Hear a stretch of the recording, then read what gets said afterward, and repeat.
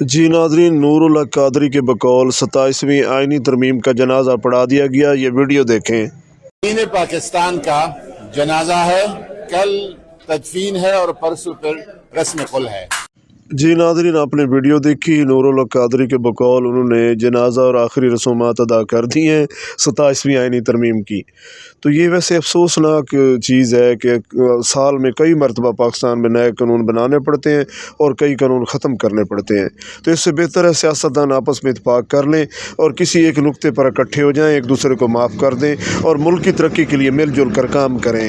यही बेहतर है, यही गरीबों के लिए बेहतर है। गरीबों के लिए तो दो वक्त की रोटी मुश्किल हो गई है इन सियासतदानों के गैर आइनी इक़दामात और आपस में कशीदगियों की वजह से। तो अल्लाह ताला इनको हदायत दे।